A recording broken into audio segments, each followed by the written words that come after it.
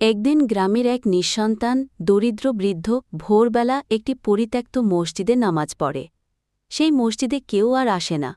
প্রতিদিন সে ভাঙা ইট সরিয়ে নিজ হাতে জায়গাটা পরিষ্কার করে সেখানে একা নামাজ পড়ে যায়। একদিন নামাজ শেষে সে মেঝেতে একটি কাগজ রেখে দেয়। কারো কাছে নয়, শুধুই আল্লাহর উদ্দেশ্যে লেখা একটি চিঠি। কাগজে লেখা ছিল, হে আল্লাহ, আমি কারো কাছেই চাই না, শুধু তোমার দরজায় এসেছি। যদি তুই কিছু না দিস, আমি জানি তোর কোনো ভুল নেই। তুই জানিস আমার দরকার কতটুকু। সেই চিঠি সেখানে পড়ে থাকে। পরদিন সকালে পাশের শহর থেকে এক ধনী ব্যক্তি ভ্রমণে এসে মসজিদে প্রবেশ করে। হঠাৎ তার চোখে পড়ে সেই কাগজটা। চিঠিটা পড়ে সে স্তব্ধ হয়ে যায়। চোখে পানি চলে আসে।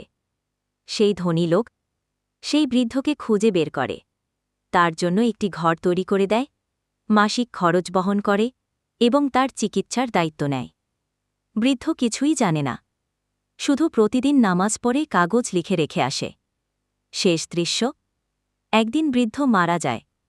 শেষ চিঠি শুধু এতটুকুই ছিল, আমি চলে যাচ্ছি আল্লাহ তোর কাছে। ধন্যবাদ।